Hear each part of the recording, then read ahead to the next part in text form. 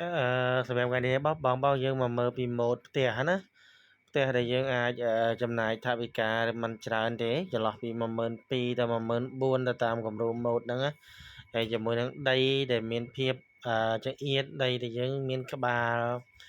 10បណ្ដោយ20 30អីចឹងឬក៏យើងមាន10ការ៉េ4ជ្រុងអីចឹងទៅណាយើងអាចធ្វើផ្ទះប្រភេទនេះបានហ្នឹងហើយបញ្ជាក់សម្រាប់បងផងដែរបើសិនជាចង់ធ្វើផ្ទះប្រភេទនេះគឺយើងអាចសាងសង់ជាថ្មក៏បានជាឈើក៏បានដែរហើយនេះគឺយើងធ្វើឡើងដើម្បីតម្រូវទៅអ្នកដែលមានដីតូចចង្អៀតដែលមានចន្លោះពី20ការ៉េឬក៏30ការ៉េឬក៏ក្បាល10បណ្ដោយ20បណ្ដោយ30អីចឹងទៅតាមនឹងចឹងទៅហើយបញ្ជាក់ម្ដងទៀតដែរម៉ូដផ្ទះនេះបើសិនជាយើងធ្វើគឺយើងអត់ធ្វើធំទេហ្នឹងហើយអត់ធ្វើធំទេដោយយើងធ្វើទៅតាមស្ថានដីរបស់យើងអានេះគឺយើងចាប់ផ្ដើមសកម្មភាពរបស់យើងទាំងស្រុងនេះគឺយើងចាប់ផ្ដើមបាញ់មេយ៉ាងគេយើងអត់ប្រើដីគោទេគឺយើងប្រើវិសដោយសារអីឈើយើងវាធំចឹងណាអញ្ចឹងយើងប្រើវិសវាមានភាពងាយស្រួលហើយនឹងវាលឿនជាងយើងប្រើដីគោលហ្នឹងហើយដីគោលវាអត់សូវជាប់ទេយើងប្រើវិសវាជាប់ជាងហើយនេះគឺយើងការចាប់ត្រង់យើងដំឡើងគ្រោងឆ្អឹងរបស់វាហ្នឹងហើយយើងបានចៅមកជួយដែរហ្នឹងហើយចៅចេះជួយច្រើនណាហើយជួយហ្នឹងមិនមែនជួយអីច្រើនទេជួយមួយផ្លែតហ្នឹងទៅបាត់ហ្នឹងទៅនោះបាត់ចឹងទៅឃើញយើងជ្រុះយើងអីចឹងចេះមកជួយរើសអីចឹងណាហើយយើងចាប់ផ្ដើមផ្គុំតម្រង់របស់វាឡើងមកហើយអានេះយើងការធ្វើនេះខ្ញុំគិតថាធ្វើអត់ឲ្យធំទេយើងធ្វើទូចពីព្រោះទុកវាជាម៉ូដផ្ទះសម្រាប់បងប្អូនដែលចង់បានផ្ទះលំហែនៅតាមទីជនបទក៏ដូចជាតាមមាត់ស្ទឹងមាត់ព្រែកក៏ដូចជាមាត់សមុទ្រអីចឹងទៅព្រោះផ្ទះប្រភេទនេះបើមិនជាយើងធ្វើគឺយើងចំណាយលុយតិចហើយវាមានភាពស្រស់ស្អាតហ្នឹងហើយវាស្អាតដោយសារអីទោះបីយើងធ្វើឈើក៏បានធ្វើពីថ្មក៏បានដែរគឺវាស្អាតហើយឥឡូវនេះគឺយើងចាប់ផ្ដើមតម្លើងវាទៅគ្រោងនេះគឺយើងត្រូវប្រើពេលយូរដែរហើយការសាងសង់នេះគឺយើងអត់បានធ្វើជាប្រចាំឬជាប់មួយថ្ងៃពេញមួយថ្ងៃទេដោយសារអីយើងឆ្លៀតធ្វើពេលព្រឹកថ្ងៃយើងធ្វើការផ្សេងអញ្ចឹងដែរគឺយើងចាប់ផ្ដើមធ្វើឥឡូវនេះគឺយើងចាប់ផ្ដើមតម្លើងគ្រោងឆ្អឹងខាងក្រោមបានហើយគឺយើងដាក់បន្ទងនៅខាងលើបាទបន្ទងខាងលើនេះគឺយើងកាត់វាចេញបន្តិចដោយសារអីវាវែងពេកហ្នឹងហើយវាវែងណាអញ្ចឹងយើងដាក់បន្ទងនឹងហើយអូខេបន្ទាប់ពីយើងដាក់ប៉ុណ្នេះហើយអញ្ចឹងទៅគឺយើងចាប់ផ្ដើមបាញ់វាភ្ជាប់ជាមួយនឹងសសរក្តាររបស់យើងជាមួយនឹងដៃជាមួយនឹងអ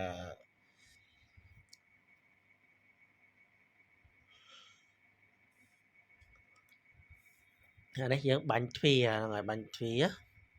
យើងចាប់ផ្ដើមបាញ់ហើយបាទយើងធ្វើទ្វារវាណា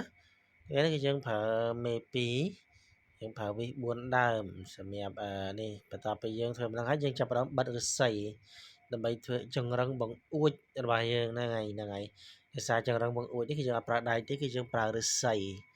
ឥឡូវយើងកំពុងតែមមាញឹកនៅក្នុងការ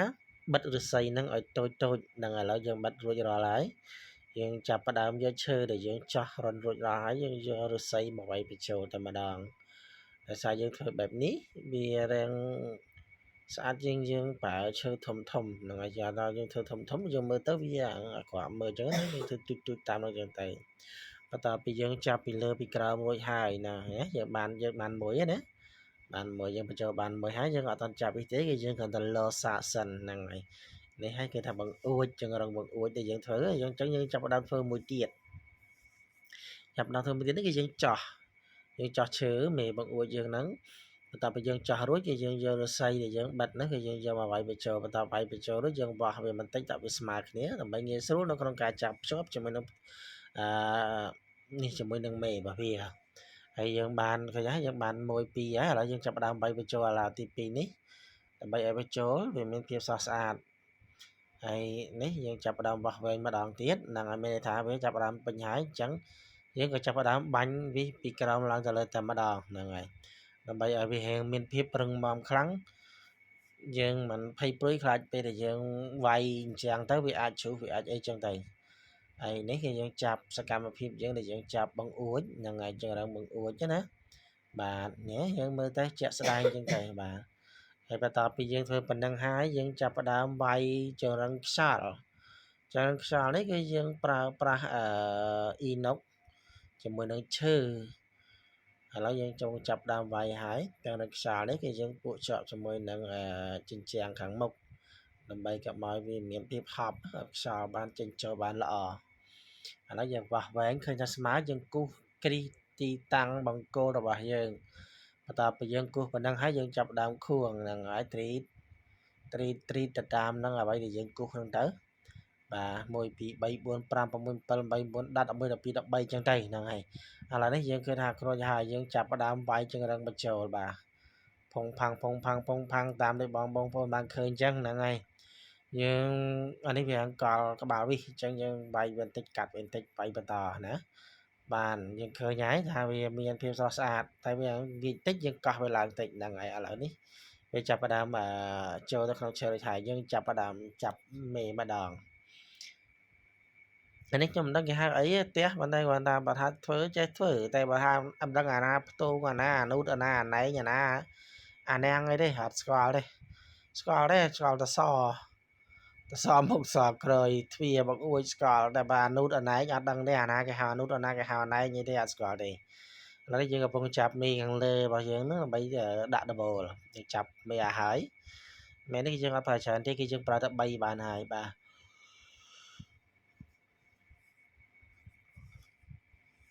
យើងប្រើតែ3ទេគឺយើងចាប់ហើយហ្នឹងមួយខាង3មួយខាង3ទេតែសារបើយើងដាក់4ទៅវាញឹកពេក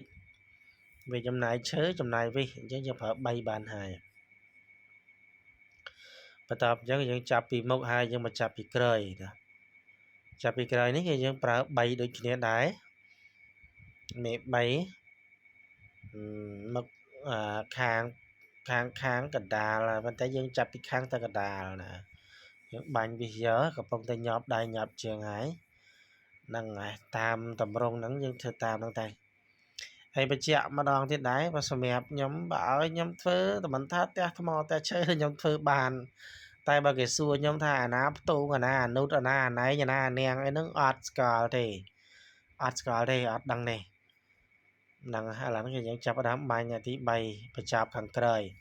យើងបានប៉ុណ្ណឹងហើយយើងចាប់ផ្ដើមមករៀបជញ្ជាំងខាងក្រោយម្ដងណាជញ្ជាំងនេះគឺយើងបញ្ជាក់ដែរជញ្ជាំងនេះគឺយើងធ្វើពីឫស្សីនេះគឺស្រស់ស្អាតហើយយើងបិទបៀកបានស្រស់ស្អាតអស់ហើយតបបានប៉ុណ្ណឹងយើងចោះខាងក្រោមនេះដើម្បីវាយវាកុំឲ្យវាបែកឫស្សីយើងចោះទៅតាមហ្នឹងទៅវាយដូចគោបន្ថែមមកផាំង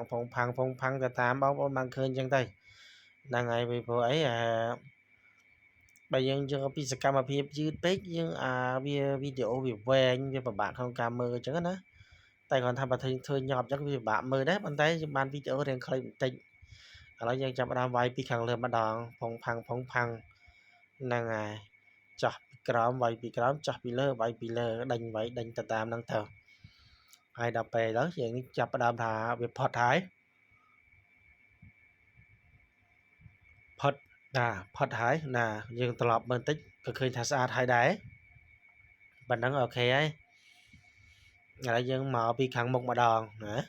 ខាងមុខយើងចាប់ផ្ដើមរៀបឫស្សីវាយដូចគោលហ្នឹងរៀបមួយវាយមួយហ្មងដោយសារអី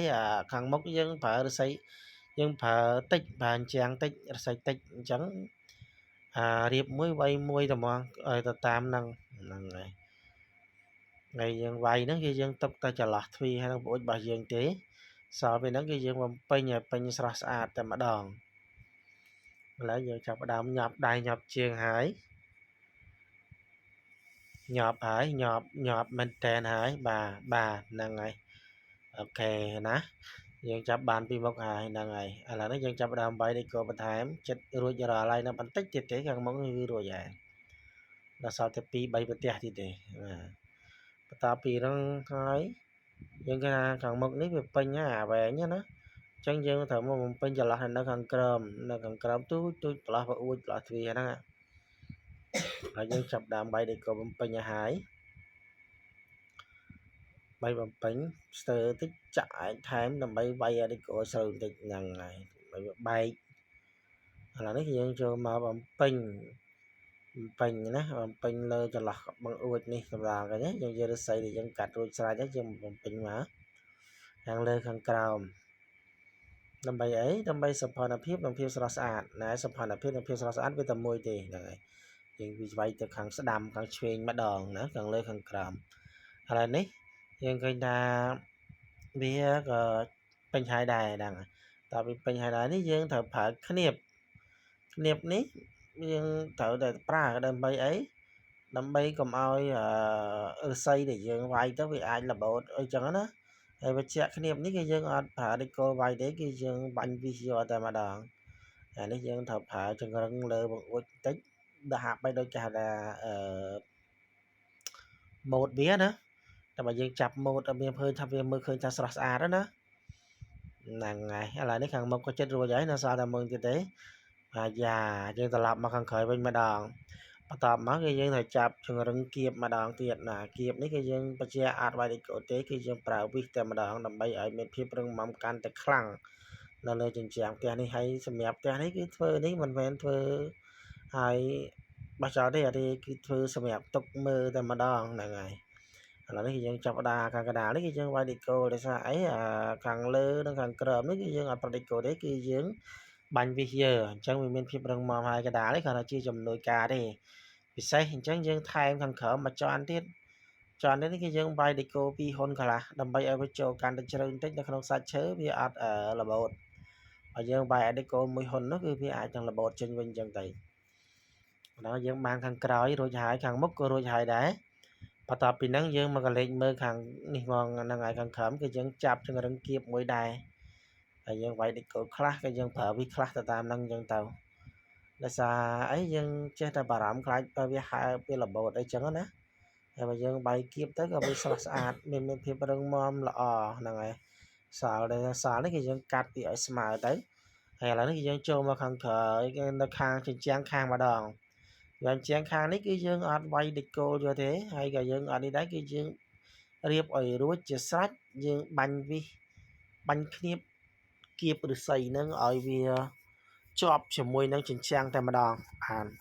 ឥឡូវនេះគឺយើងចាប់ផ្ដើមមកវាញឹកហើយនៅពេលអញ្ចេះយើងក៏ចាប់ផ្ដើមចិត្តរួចរាល់ហើយទៀតដែរម្ខាងទៀតយើងចិត្តរួចណាដល់ពេលអញ្ចឹងកន្លែងខ្លះយើងវាហើបដោយសារនេះអត់ស្មើគ្នាអញ្ចឹងហើបយើងវាយដេកគោលថែមបន្ទាប់ពីហ្នឹងមកគឺយើងប្រើប្រាស់ motor ដើម្បីកាត់តម្រឹមដំបូលនេះឲ្យវាមានភាពស្រស់ស្អាតជញ្ជាំងវាស្មើជាមួយនឹងមេដំបូលរបស់យើងខាងមុខខាងលើខាងក្រោមហើយអាចឫស្សីដែលនៅសេសសល់នេះក៏យើងកាត់ចេញដែរយើងអត់ទុកវែងទេអាចប៉ះដៃប៉ះជើងមើលទៅវាអត់ស្អាតអីចឹងទៅឥឡូវយើងចូលទៅមកខាងទៀតនឹងត្រឡប់មកខាងទៀតមកគឺយើងធ្វើតាមសកម្មភាពដដែលគឺយើងលើកឫស្សីយកមករៀបឲ្យស្រស់ស្អាតទៅតាមលំដាប់លំដោយរបស់វានឹងរួចហើយបន្ទាប់ពីហ្នឹងមកគឺយើងប្រើប្រាស់ឫស្សីធំមួយដើម្បីធ្វើជាគ្នាបគៀបឲ្យជាប់នៅជាមួយនឹងមេតែម្ដងគឺយើងអត់ប្រើប្រាស់ដេកគោលទេហ្នឹងហើយយើងចាប់ផ្ដើមបាញ់វិសយកហើយមួយហ្នឹងហើយយើងត្រូវប្រើនេះក៏វិសអាចប្រើចន្លោះពីក្នុងមួយឫស្សីនេះយើងអាចចន្លោះពី3ទៅ4វិស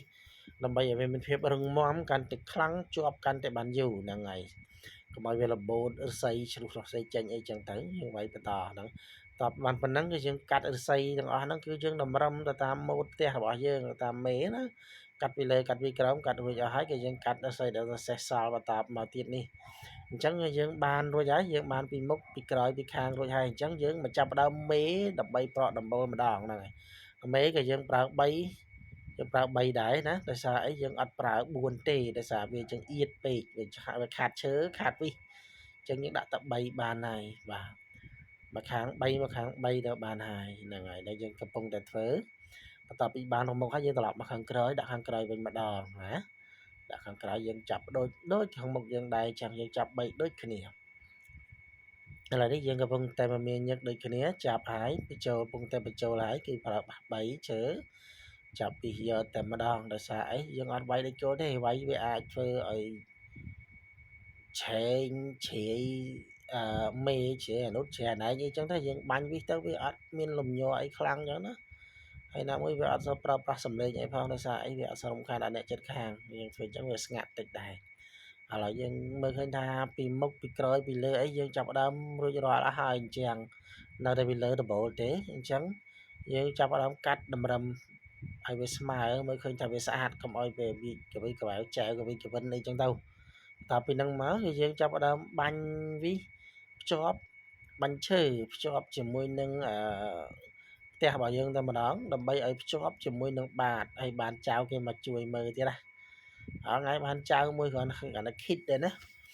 ហ្នឹងឥឡូវបន្តពីហ្នឹងយើងបាញ់ពីហ្នឹងហើយយើងចាប់ផ្ដើមវាស់វែងពីតម្រង់របស់វាតម្រង់ផ្ទះទៅតឹងបដ ாய் ហ្នឹងដើម្បីបាញ់វិញយើងចាប់ផ្ដើមចោះសិនពីព្រោះយើងអត់បាញ់ពីលើចុះក្រោមទេគឺយើងបាញ់ពីក្រោមឡើងមកលើអញ្ចឹងយើងចោះរត់ឲ្យអស់សិនបន្ទាប់ពីបានប៉ុណ្ណឹងយើងយកផ្ទះរបស់យើងមកដាក់មកពេលដាក់បានប៉ុណ្ណេះហើយយើងចាប់ផ្ដើមបាញ់វាភ្ជាប់ជាមួយនឹងក្តារនេះតែម្ដងដើម្បីកុំឲ្យវាមើលទៅអត់ស្អាតពេលដែលយើងធ្វើទៅយើងត្រូវប្រើប្រាស់ធ្វើលបងធ្វើអីចឹងណាអញ្ចឹងយើងចាប់ផ្ដើមភ្ជាប់ហើយហ្នឹងហើយភ្ជាប់1 2 3 4ហើយ4 5ហើយយើងភ្ជាប់ហើយណាហ្នឹងបាទប៉ុណ្ណឹងហើយយើងឃើញថាវារឿងហើយខាងមុខអញ្ចឹងយើងនៅពីខាងយើងប្រើប្រាស់ដូចវិស3ដើមទៀតសម្រាប់ភ្ជាប់អញ្ចឹងបាតផ្ទះរបស់យើងឲ្យជាប់ជាមួយនឹងក្តារហ្នឹងតែម្ដងដើម្បីយកក្តារហ្នឹងធ្វើជាលបងផ្ទះឬធ្វើជាបរិវេណផ្ទះឥឡូវក៏ឃើញថាវារឹងហើយបាទហ្នឹងហើយរឹងមកប៉ុណ្ណេះហើយតែខាងក្រោមវាហាងហើមតិចអញ្ចឹងយើងបាញ់ពីក្រោយថែមវិស1 2ទៀតដើម្បីកុំឲ្យវា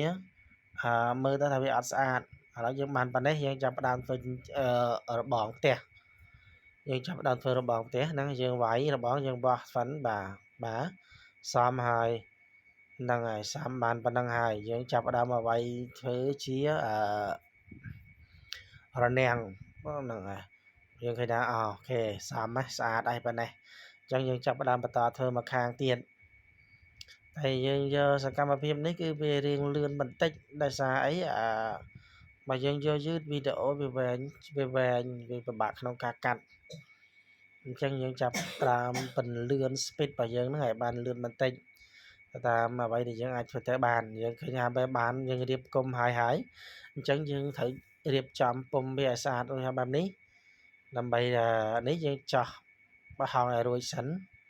នៅពេលយើងចោះរួចបែបនេះយើងប្រើ4វិសហ្នឹងហើយយើងចោះរួចបែបនេះយើងយកលើកលបងរបស់យើងមកផ្គុំបន្ទាប់ពីផ្គុំហើយគឺយើងបាញ់ភ្ជាប់ជាមួយនឹងក្តារនេះតែម្ដងដើម្បីឲ្យវាមានភាពរឹងមាំកាន់តែខ្លាំង